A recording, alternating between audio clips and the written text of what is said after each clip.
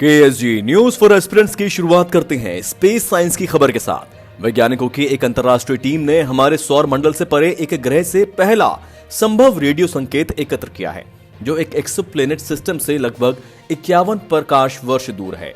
Netherlands में एक radio telescope low frequency array, जिसे लोफर कहा जाता है, इसका उपयोग करते हुए शोधकर्ताओं ने ताओ बूट्स स्टार सिस्टम से एमिशन बर्स्ट को उजागर किया है, जो एक तथाकथित गर्म बृहस्पति, एक गैसीय विशाल ग्रह की मेजबानी करता है जो अपने सूर्य के बहुत करीब है। याद रखने लायक जो तथ्य हैं उनकी बात करते हैं। जर्नल एस्ट्रोनॉमी एंड एस्ट्रोफिजिक्स में प्रकाशित रिसर्च पेपर में बताया गया है कि केवल ताओ बूट्स ग्रह प्रणाली से ही निकल रहे रेडियो संकेत का पता चला है, जो शायद ग्रह के विशेष चुंबकीय क्षेत्र की वजह से निकल रहे हैं।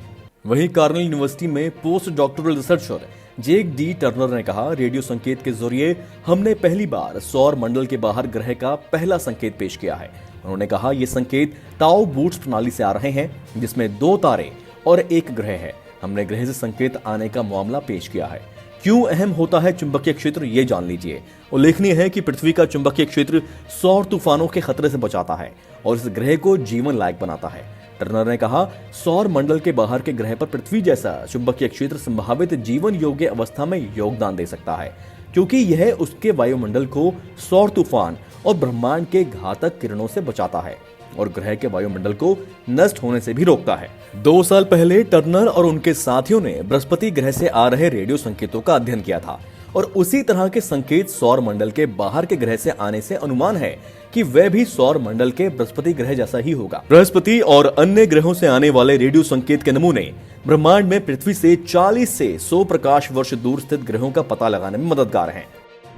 अब बात करते हैं सेंटिनल्स पर आई एक खबर और उससे जुड़े कुछ फैक्ट्स की। ANSI यानी एंथ्रोपोलॉजिकल सर्वे ऑफ इंडिया ने कहा है कि कमर्शियल और स्ट्रेटेजिक गेन के लिए अंडमान के नॉर्थ सेंटिनल आइलैंड के किसी भी शोषण ने इसके रहने वालों के लिए मौत की घंटी बजा दी है। सेंटिनल्स, जो एकांत में रहने वाले PVTG यानी पर्टिकुलरली वल्नरेबल ट्राइबल ग्रुप हैं, ये लोग आइलैंड पर कंप्लीट आइसोलेशन में रहते हैं। अमेरिकी नागरिक जॉन एलन चॉ के कथित तौर पर सेंटिनल द्वीप पर मारे जाने के लगभग 2 साल बाद आए एक पॉलिसी डॉक्यूमेंट में ANSI का कहना है कि द्वीप के लोगों का अधिकार नॉन नेगोशिएबल है। नॉर्थ सेंटिनल आइलैंड की आबादी 50 से 100 है। ये आदिवासी बाहरी लोगों को अपना दुश्मन समझते हैं। शोधकर्ताओं के मुताबिक ये लोग शारीरिक बनावट और भाषा के आधार पर जारवा समुदाय से जुड़े हुए हैं। सेंटिनली उन जनजातियों में से है जो 2004 के सुनामी से बाहरी दुनिया की मदद के बिना सुरक्षित बचने में सफल रही। भारत सरकार ने इस पूरे द्वीप को संरक्षित इलाका घोषित कर रखा है और आदिवासियों के लिए इसको हमेशा के लिए रिजर्व कर दिया है। ये सेंटिनल द्वीप के लिए पहला विस्तृत नीति मसौदा है, जिसे अंडमान और निकोबार प्रशासन के अनुरोध पर तैयार किया गया है। ANSI यानी एंथ्रोपोलॉजिकल सर्वे ऑफ इंडिया मानव और सांस्कृतिक पहलुओं के लिए मानव शास्त्रीय अध्ययन और क्षेत्र डेटा अनुसंधान में शामिल शीर्ष भारतीय सरकारी संगठन है। भारत सरकार के संस्कृति मंत्रालय के अधीन इसका मुख्यालय कोलकाता में है। भारत में मानव विज्ञान अनुसंधान की स्थापना साल 1945 में वाराणसी में हुई थी और 1948 में इसे कलकत्ता में भारतीय संग्रहालय में स्थानांतरित कर दिया गया था। अगली खबर की बात करते हैं। विदेश में रह रहे भारतीयों को जल्द मिल सकता है पोस्टल वोटिंग का अधिकार। खाड़ी देशों के NRIs को करना होगा थोड़ा इंतजार। 27 नवंबर को भारत के चुनाव आयोग यानी ECI ने कानून मंत्रालय को पत्र लिखकर 2021 में तमिलनाडु और पश्चिम बंगाल, असम, केरल, पुडुचेरी में विधानसभा चुनावों के लिए eligible overseas non resident Indians यानी NRIs को पोस्टल बैलेट की सुविधा देने का प्रस्ताव दिया है। चुनाव आयोग ने इस सुविधा की अनुमति देने के लिए कंडक्ट ऑफ इलेक्शन रूल्स 1961 में संशोधन का प्रस्ताव रखा है। डाक मतपत्र इलेक्ट्रॉनिक रूप से NRI को भेजे जाएंगे और वे डाक के माध्यम से ही अपना उम्मीदवार चुनने के बाद इन मतपत्रों को भेज देंगे। यह आंशिक रूप से इलेक्ट्रॉनिक सुविधा अब सर्विस वोटर्स के लिए उपलब्ध है, जो संघ के सशस्त्र बलों के सदस्य या सेना बल 1950 के प्रावधानों के एक सदस्य के रूप में है और विदेशी NRI मतदाताओं के लिए विस्तारित करने की भी मांग की जा रही है। भारतीय चुनावों में वर्तमान में विदेशी मतदाता कैसे मतदान कर सकते हैं, ये समझते हैं।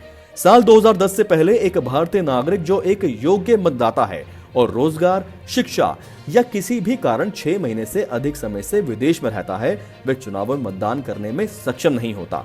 जनप्रतिनिधि संशोधन अधिनियम 2010 के पारित होने के बाद पात्र एनआरआई जो 6 महीने से ज्यादा विदेश में रह रहे थे उन्हें मतदान करने के लिए सक्षम किया गया है, लेकिन केवल मतदान केंद्र पर व्यक्तिगत रूप से, जहां उन्हें विदेशी मतदाता के रूप में नामांकित किया गया है। अब ईसीआई ने सरकार से एनआरआई को डाक मतपत्रों के माध्यम से मतदान करने की अनुमति देने के लिए संपर्क किया है, जो पहले से ही सेवा मतदाताओं द्वारा उपयोग किया जाता है, यानी electronically transmitted postal ballot system या ETPBS। अमेरिका ने भारत को करेंसी मैनिपुलेटर की लिस्ट में डाल दिया है। जाने क्या होगा इसका असर। अमेरिका ने तीसरी बार भारत को इस सूची में रखा है। इससे पहले अक्टूबर 2018 तक भारत अमेरिका की ऐसी करेंसी निगरानी सूची में था, लेकिन मई 2019 में आई नई सूची में भारत को इस सूची से हटा दिया गया था। करेंसी मैनिपुलेटर का मतलब क्या है, ये समझते हैं। यह अमेरिकी सरकार के ट्रेजरी डिपार्टमेंट की ओर से दिया जाने वाला एक लेबल है। जब अमेरिका को लगता है कि कोई देश अनुचित करेंसी प्रैक्टिस में शामिल है और इससे अमेरिकी डॉलर की वैल्यू कम होती है, तो उस देश के लिए इसका इस्तेमाल किया जाता है। कहने का मतलब यह है कि जब कोई देश जानबूझकर अपने करेंसी की वैल्यू किसी न किसी तरीके से कम करता है, तो उससे दूसरे देशों की करेंसी के मुकाबले उसे फायदा होता है। विदेशी करेंसी को डी वैल्यू करने से उस देश की एक्सपोर्ट कॉस्ट घट जाती है। इसके लिए अमेरिका ने 3 पैरामीटर तय किए हैं। इन 3 में से जिन देशों पर 2 पैरामीटर लागू होते हैं उसे अमेरिका अपनी मॉनिटरिंग लिस्ट में डाल देता है, और जिन देशों पर तीनों पैरामीटर लागू होते हैं उन्हें करेंसी मैनिपुलेटर घोषित कर दिया जाता है। करेंसी मैनिपुलेटर के लिए कौन कौन से पैरामीटर हैं, ये समझते हैं। अमेरिका ने इसके लिए 3 तरह के पैमाने तय किए हुए हैं। पहला, किसी देश का अमेरिका के साथ द्विपक्षीय व्यापार में 1 साल के दौरान कम से कम $20 अरब का ट्रेड सरप्लस हो जाए, यानी अमेरिका में उस देश का निर्यात उसके अमेरिका से आयात के मुकाबले ज्यादा हो जाए। दूसरा, 1 साल के दौरान किसी देश का करंट अकाउंट सरप्लस उसके सकल घरेलू उत्पाद के कम से कम 2% तक हो जाए। तीसरा, किसी देश के द्वारा 1 साल के भीतर विदेशी मुद्रा की खरीद उसके जीडीपी का कम से कम 2% हो जाए। जो देश इस लिस्ट में डाले जाते हैं उस समय उस पर कोई खास फर्क नहीं पड़ता, लेकिन ग्लोबल फाइनेंशियल मार्केट में उस देश को लेकर सेंटिमेंट नेगेटिव हो सकते हैं। अब भारत को इस लिस्ट में दोबारा क्यों डाला गया, ये देखिए। अमेरिका ने मई 2019 में भारत को इस लिस्ट से बाहर कर दिया था। उस वक्त अमेरिका की ओर से तय 3 पैरामीटर्स में से 2 पैरामीटर भारत पर लागू होते ही नहीं थे। उस वक्त भारत का सिर्फ बायलैटरल ट्रेड सरप्लस $20 अरब से ज्यादा था। अमेरिकी ट्रेड डिपार्टमेंट के रिव्यू में इस बार भी भारत का बायलैटरल ट्रेड $20 अरब से ज्यादा है। जून 2020 तक के पहले 4 क्वार्टर में ये $22 अरब रहा है। भारत का फॉरेन एक्सचेंज का नेट परचेज $64 अरब का रहा, जो जीडीपी के 2.4% है।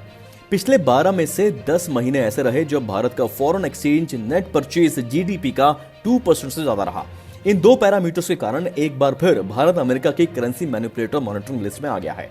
भारत के अलावा और कौन कौन से देश इस लिस्ट में शामिल हैं? US department of territory office of international affairs की ताजा रिपोर्ट में भारत के साथ ताइवान और थाईलैंड को इस लिस्ट में डाला गया है। इसके अलावा चीन, Japan, south Korea, Germany, Italy, Singapore और मलेशिया भी इस लिस्ट में हैं। ये देश पहले से ही लिस्ट में थे। वियतनाम और स्विट्जरलैंड को अमेरिका ने करेंसी मैनिपुलेटर घोषित कर दिया है। इन दोनों देशों पर अमेरिका द्वारा तय 3 पैरामीटर लागू होते हैं।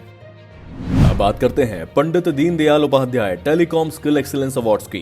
कम्युनिकेशन मिनिस्टर रविशंकर प्रसाद ने दोनों पुरस्कार विजेताओं को Pandit Deendayal Upadhyaya telecom skill excellence award क्रमशः 50,000 और 30,000 रुपए के नकद पुरस्कार प्रदान किए। दूरसंचार विभाग यानी डीओटी ने 2017 में Pandit Deendayal Upadhyaya telecom skill excellence award scheme शुरू की थी। इस स्कीम का उद्देश्य telecom skilling, telecom services, telecom manufacturing के क्षेत्रों में अपने विशेष योगदान के लिए सफल टेलीकॉम कुशल लोगों को पुरस्कृत करना है, जैसे एग्रीकल्चर, कॉमर्स, हेल्थ, एजुकेशन आदि विभिन्न क्षेत्रों में टेलीकॉम एप्लीकेशन को डिप्लॉय करना। यह पुरस्कार पंडित दीनदयाल उपाध्याय जी के नाम पर उनके जन्म शताब्दी के उपलक्ष्य में दिया गया था। खबर है कि कैबिनेट कमेटी ऑन सिक्योरिटी ने एक नए नेशनल सिक्योरिटी डायरेक्टिव की स्थापना की मंजूरी दी है। इस खबर के क्या मायने हैं, ये समझते हैं। इसका उद्देश्य दूरसंचार उत्पादों और उनके स्रोतों को विश्वसनीय और गैर विश्वसनीय श्रेणियों के तहत वर्गीकृत करना है। ये दूरसंचार पर राष्ट्रीय सुरक्षा समिति की मंजूरी के आधार पर अपना निर्णय करेगा। उप राष्ट्रीय सुरक्षा सलाहकार एनएसए इसको हेड करेंगे। इसमें अन्य विभागों और मंत्रालयों के सदस्य, स्वतंत्र विशेषज्ञ और उद्योगों के 2 सदस्य होंगे। National cyber security coordinator designated authority हैं और भरोसेमंद उत्पादों को नामित करने के लिए कार्य प्रणाली को विकसित करेंगे। राष्ट्रीय गणित दिवस, नेशनल मैथमेटिक्स डे। हर साल 22 दिसंबर को महान गणितज्ञ श्रीनिवास अयंगर रामानुजन की स्मृति में मनाया जाता है। भारत के पूर्व प्रधानमंत्री डॉक्टर मनमोहन सिंह ने चेन्नई में 26 दिसंबर 2011 को महान गणितज्ञ श्रीनिवास अयंगर रामानुजन की 125वीं वर्षगांठ के मौके पर आयोजित हुए एक कार्यक्रम में साल 2012 को राष्ट्रीय गणित वर्ष घोषित किया था। 22 दिसंबर 1887 को प्रसिद्ध भारतीय गणितज्ञ श्रीनिवास रामानुजन जी का जन्म हुआ था। KSG न्यूज फॉर एस्पिरेंट्स में आज के लिए इतना ही। यूपीएससी सिविल सर्विस एग्जाम के लिए अपनी तैयारियां जोर शोर से करते रहिए। Thank you, God bless.